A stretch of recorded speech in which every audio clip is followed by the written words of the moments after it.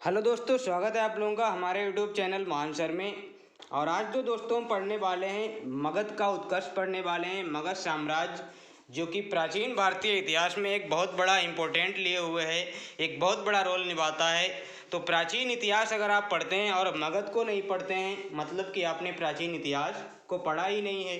तो मगध बहुत इंपॉर्टेंट एक महाजनपद आता है। हमने पिछली क्लास में महाजनपद के बारे में पढ़ा था, जिसमें 16 महाजनपद हमने पढ़े थे। तो उनमें से जो सबसे शक्तिशाली आपका महाजनपद था वो आपका मगध था। और मगध के बारे में सबसे पहले तो मैं यहाँ पे आप लोगों को दिखा देता हूँ। ये आपका क्या है, ये भारत का मैप यहाँ पे दिया हुआ है। और ये आपका क्या है, ये मगध आपका महाजनपद है। और मगध महाजनपद जो था ये आप लोग यहाँ पे देखिए, ये पूरे इंडिया में आपका कहाँ से कहाँ तक फैला हुआ था। आपका क्या था, ये इसका जो साम्राज्य था आपका, यहाँ पे आपका दक्षिण भारत में आपका लगभग लगभग आपका क्या था, केरला और आपका कर्नाटका तक फैला हुआ था, तमिलनाडु तक। तो ये बहुत ही आपका क्या था, एक पावरफुल आपका क्या था, महाजनपद था। तो इस पे जो अब ये जो यहाँ तक फैलता है, ये किसके काल में फैलता है, ये जो आपका फैलता है यहाँ तक, ये आपका चंद्रगुप्त मौर्य, आपका बिंदुसार और आपके जो अशोक आते हैं वो इसको यहाँ तक ले जाते हैं। इससे पहले इसका कोई अस्तित्व नहीं होता इतना बड़ा। इससे पहले तो ये सिर्फ इतने ही जगह में होता है। तो स्टार्ट करते हैं और यहाँ पे देखते हैं ये क्या है। सबसे प्राचीन वंश से स्टार्ट होता है। और सबसे प्राचीन वंश जो होता है दोस्तों वो कौन सा होता है, बृहद्रथ वंश होता है। उसके बाद एक वंश आता है दोस्तों, हर्यक वंश आता है, जो कि 544 से 412 बीसी तक चलता है। और इस वंश का जो राजा होता है वो आपका कौन होता है, बिंबिसार होता है। अब यहाँ पे मैं एक चीज़ और बताता चलता हूँ साथ साथ में। जो बृहद्रथ होता है, बृहद्रथ राजा, उसकी जो राजधानी होती है वो गिरिब्रिज यानी कि राजगृह, ये आपकी राजधानी होती है। और जो बिंबिसार आता है उसकी राजधानी आपकी राजगृह होती है। उसके बाद जो राजा आते हैं नेक्स्ट राजा के नेक्स्ट वंश आता है, शिशुनाग वंश आता है। और शिशुनाग वंश आपका क्या है, 412 से 344 तक इस पर शासन करता है, रूल करता है। और इसका जो संस्थापक होता है वो शिशुनाग होता है। इसकी राजधानी क्या होती है, वैशाली होती है। हालांकि ये अपनी राजधानी भले ही चेंज कर लें, लेकिन जो इनका कॉन्सेप्ट रहता है उस पर स्वशासन करने का वो चेंज नहीं होता है। इसके बाद एक शासक आता है नंद वंश। नंद वंश आता है। इस नंद वंश का जो शासक होता है वो महापद्मानंद होता है, जो इसकी स्थापना करता है। और ये 344 से 322 बीसी तक रहता है। इसकी राजधानी आपकी पाटलिपुत्र होती है। और इसके बाद जो राजा आते हैं वो मौर्य राजा आते हैं। मौर्य वंश की स्थापना होती है। और मौर्य वंश की स्थापना चंद्रगुप्त मौर्य करते हैं। और हमारा मेन एजेंडा भी इसी वंश को पढ़ने का रहेगा। हालांकि इसको मैं अगली इस क्लास में तो नहीं ले पाऊंगा, एक नेक्स्ट क्लास इसके लिए लेनी पड़ेगी, उसमें मैं इसके बारे में आप लोगों को बताऊंगा। और इसकी भी राजधानी आपकी पाटलिपुत्र ही होती है। अब नेक्स्ट बढ़ते हैं और एक एक राजा के बारे में पढ़ते हैं, एक एक वंश के बारे में पढ़ते हैं। तो शुरू करते हैं। शुरू क्या करते हैं, हमारा जो पहला जो वंश होता है वो आपका कौन सा होता है, पितरंता वंश। हालांकि बृहद्रथ वंश होता है, कौन सा होता है, बृहद्रथ, लेकिन वो कोई इम्पोर्टेंट नहीं होता है। यहाँ पे जो सबसे इम्पोर्टेंट होता है वो आपका कौन सा होता है, हर्यक वंश इम्पोर्टेंट होता है, जिसको पितृहंता वंश भी बोला जाता है, हर्यक डायनेस्टी को। अब यहाँ पे जो राजा आते हैं, एक आपका बिंबिसार आता है, उसके बाद आपका अजातशत्रु आता है, इसको कुणिक बोला जाता है। और इसके बाद उदयन आता है। इसके बाद जो लास्ट आपका राजा होता है वो आपका नागदशक होता है। आते तो बहुत राजा हैं, लेकिन जो अंतिम राजा होता है वो आपका नागदशक होता है। अब स्टार्ट करते हैं हम कहाँ से, बिंबिसार से। सबसे पहले बिंबिसार को पढ़ते हैं। ये आप इमेज देखिए, महात्मा बुद्ध के साथ इनकी इमेज है। ये महात्मा बुद्ध हैं। इनकी मतलब एक मतलब एक मुलाकात होती है महात्मा बुद्ध से, और ये बौद्ध धर्म को स्वीकार कर लेते हैं। तो ये बात मैंने पहले ही बता दी। तो बिंबिसार बिंबिसार क्या था, हर्यक वंश का संस्थापक था। 544 से 493 बीसी तक ये शासन करता है। और सबसे बड़ा शासनकाल इसका रहता है, कितना रहता है लोगों, कितना रहता है इसका, 52 वर्षों का शासन रहता है। 52 वर्षों का, जो कि इतिहास में कोई भी नहीं किया है अभी तक। हालांकि जब आपका मिडाइवल हिस्ट्री आएगी तो वहाँ पे मुगल साम्राज्य में दो ऐसे शासक आएंगे जो 49 वर्ष का शासन करेंगे, लेकिन वो भी 52 वर्ष तक नहीं पहुँचेंगे। तो इसकी जो राजधानी थी राजगृह थी। बौद्ध धर्म को मानता था। महात्मा बुद्ध की सेवा के लिए इसने एक राजवैद्य जीवक को भेजा था। तो ये इसके फैक्ट हैं, आप लोगों को पता होने चाहिए कि जीवक को भेजा था किसके लिए, महात्मा बुद्ध की सेवा के लिए। क्यों, महात्मा बुद्ध जब अपने लास्ट टाइम पे बीमार हो जाते हैं तो उनकी सेवा के लिए जीवक को भेज देता है। अब इसके बारे में कुछ कार्य हैं, इसके क्या पढ़ लेते हैं। ये एक कुशल प्रशासनिक व्यवस्था इसकी थी। विदेश नीति भी इसकी बहुत मतलब महत्वपूर्ण थी। अब क्या विदेश नीति थी मैं यहाँ पे आप लोगों को बता देता हूँ। इसने क्या किया था, अंग राज्य को जीतकर मगध में मिलाया, अपने पुत्र अजातशत्रु को उपराजा बनाया, वहाँ का राजा बना देता है। मैंने आपको महाजनपद जो पढ़ाया था उसमें भी ये बात बताई थी। अब अवंती के राजा, जो अवंती एक आपका महाजनपद होता है, अवंती के राजा प्रद्योत के इलाज के लिए इसने जीवक को भेजा था। अवंती के राजा जो थे प्रद्योत, तो वहाँ भी इसने जीवक को भेजा था इलाज के लिए। तो जीवक कौन था, एक चिकित्सक था।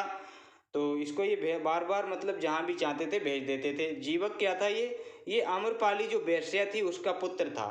अब आम्रपाली जो वेश्या थी उसका तो ये पुत्र था।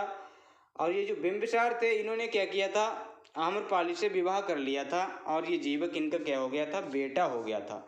तो ये बात आप लोगों को पता होनी चाहिए। तो बढ़ते हैं नेक्स्ट क्या है हमारा, नेक्स्ट इसमें क्या है, इसकी कुछ वैवाहिक संबंध हैं उनको देख लेते हैं। वैवाहिक नीति इसने अपनाई थी अपने साम्राज्य को बढ़ाने के लिए, विस्तार करने के लिए। तो सबसे पहले जो इसने किया था वो क्या किया था, कौशल नरेश प्रसन्नजीत की बहन एक थी, उनकी बहन थी महाकौशला, उनकी बहन से ये शादी कर लेते हैं। तो क्या होता है, वहाँ से उनका क्या होता है, साम्राज्य जो है और विस्तारित हो जाता है। वैशाली के चेटक की पुत्री चेलना से ये विवाह कर लेते हैं, जो कि महावीर स्वामी की ममेरी बहन भी होती हैं। किससे, चेलना। क्यों, क्योंकि ये जो चेटक है ना, इसकी चेटक की जो पुत्री आपकी चेलना है और चेटक की आपकी बहन आपकी त्रिशला होती हैं, जो कि महावीर की माता जी होती हैं, इसीलिए महावीर स्वामी की ये ममेरी बहन भी होती हैं। और एक भाद्र प्रदेश की राजकुमारी क्षेमा होती हैं, उनसे भी ये विवाह करते हैं। तो कई ऐसे मतलब प्रदेशों से ये विवाह कर लेते हैं अलग अलग। तो इससे क्या होता है, इनका साम्राज्य और विस्तार हो जाता है, फैल जाता है और शक्तिशाली भी हो जाता है। चेलना के कहने पर इन्होंने क्या कर लिया था, जैन धर्म को स्वीकार कर लिया था। लेकिन ये पूछा जाए तो किस धर्म के मानने वाले थे, तो ये बौद्ध धर्म के मानने वाले थे। लास्ट टाइम पे अपने क्या कर लेते हैं, ये जैन धर्म को स्वीकार कर लेते हैं। क्यों, क्योंकि चेलना महावीर स्वामी की ममेरी बहन है, तो जैन धर्म तो करना पड़ेगा उनकी बातों को सुन के। तो बिंबिसार जो थे ये ज्येष्ठ पुत्र इनका दर्शक था और इसी को ये क्या बनाते हैं, उत्तराधिकारी बनाते हैं। परंतु अजातशत्रु ने क्या किया, अपने पिता बिंबिसार की हत्या कर दी और गद्दी पर खुद बैठ जाता है। क्या होता है, अजातशत्रु अपने पिता की हत्या करके गद्दी पे बैठ जाता है। अब अजातशत्रु की हत्या कौन कर देता है, अजातशत्रु की हत्या उसके पुत्र उदयन ने कर दी। तो हर्यक वंश को इसलिए क्या कहा जाता है, हर्यक वंश को इसीलिए पितृहंता वंश कहा जाता है, क्योंकि यहाँ पे हर राजा अपने पिता की हत्या करके गद्दी पे बैठ जाता है, तो इसीलिए इसको पितृहंता वंश कहा गया है। अब इसमें हम अजातशत्रु के बारे में थोड़ा पढ़ते हैं, फिर उदयन के बारे में पढ़ेंगे। तो अजातशत्रु यहाँ पे ये एक इमेज है आपकी अजातशत्रु की। ये 493 BC में आपका क्या बनता है, राजा बनता है अपने पिता को मार के। अब इसका जो नाम होता है वो क्या होता है, इसका नाम कुड़िक होता है। और यहाँ पे जो मैंने इसका नाम नहीं आप लोगों को बताया, किसका, बिंबिसार का, इसको श्रेणिक बोला जाता है। क्या बोला जाता है, श्रेणिक। हालांकि यहाँ पे कहीं पे नहीं लिखा है, PDF में मैं कहीं ना कहीं इसको लिख दूंगा, इसको श्रेणिक बोला जाता था। तो बिंबिसार, इसकी जो माता थी वो महाकौशला थी, इसको कुड़िक बोला जाता था। कुड़िक का मतलब एक तरीके से बुरा होता है। और प्रारंभ में जैन धर्म का ये अनुयायी था, क्योंकि इसने जैन की बौद्ध संगीति भी कराई थी।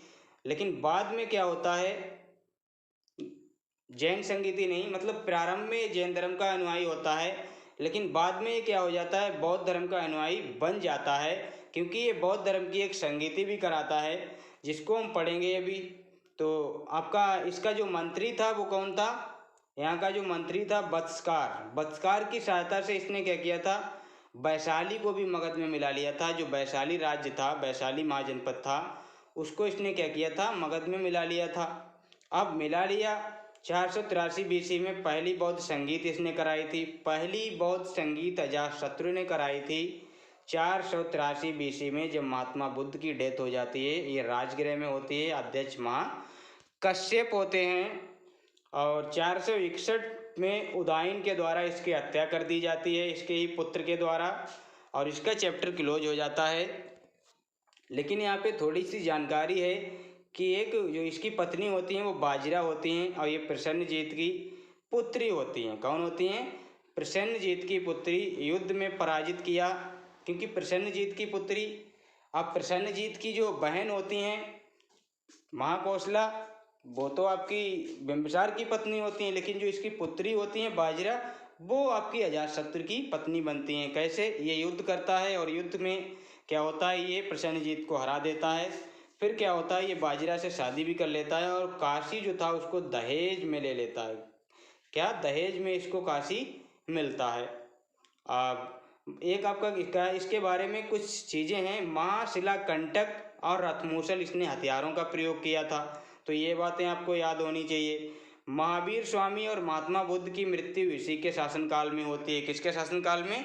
अजातशत्रु के शासनकाल में महावीर स्वामी और महात्मा बुद्ध की मृत्यु दोनों की होती है। तो ये बात आप लोगों को पता होनी चाहिए। अब नेक्स्ट जो राजा आता है वो उदायन होता है। 461 बीसी में उदायन ने अजातशत्रु की हत्या करके मगध की गद्दी पर बैठता है। ठीक है। पाटलिपुत्र नगर की स्थापना इसी ने की थी। सबसे पहले पाटलिपुत्र को इसी ने अपनी राजधानी भी बनाया था। और इस पाटलिपुत्र का जो नाम था, पुराना नाम इसका क्या था? कुसुमपुरा था। पाटलिपुत्र नगर की स्थापना उदायन करता है और राजधानी भी बनाता है, और इसका ही पुराना नाम, पाटलिपुत्र का नाम कुसुमपुरा था। और ये पाटलिपुत्र की जो स्थापना थी वो गंगा, गंडक और सोन नदी के किनारे हुई थी।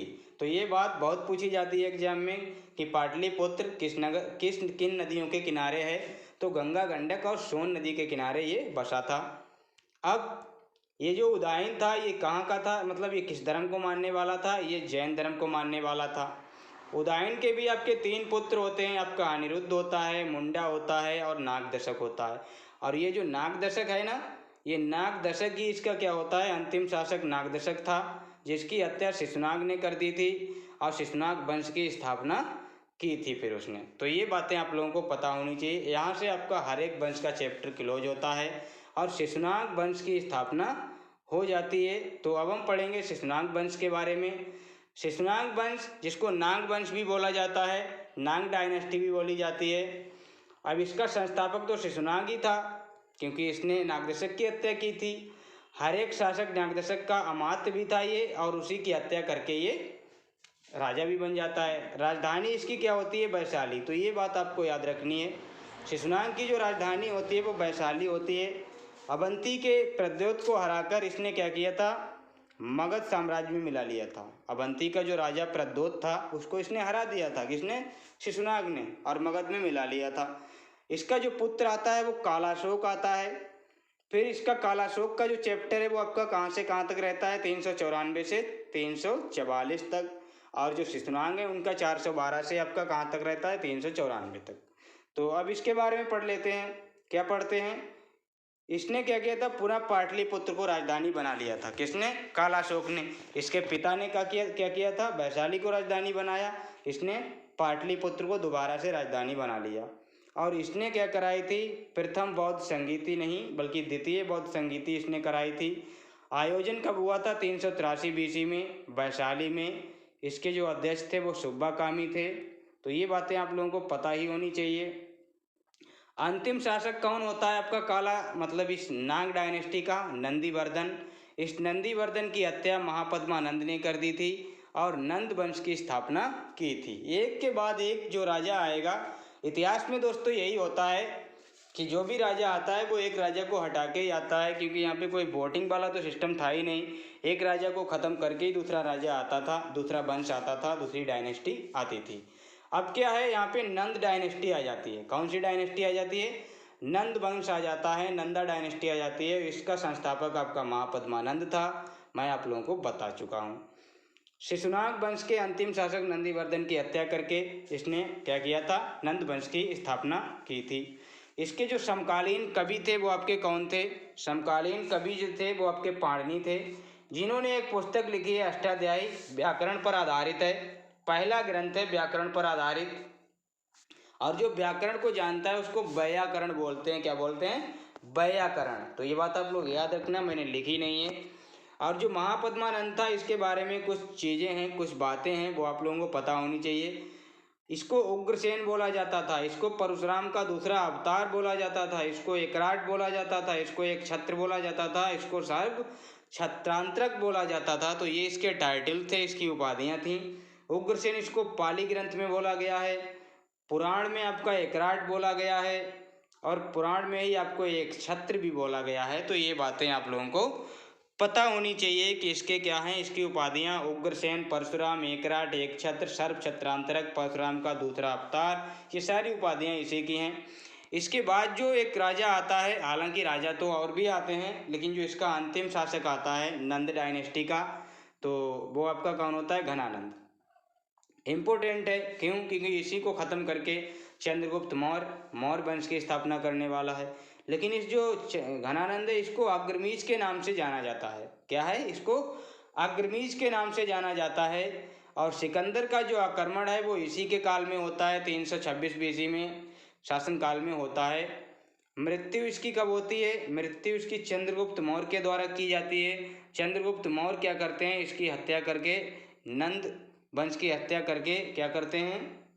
मौर्य वंश की स्थापना करते हैं। और इसका जो धर्म होता है वो जैन धर्म होता है। किसका?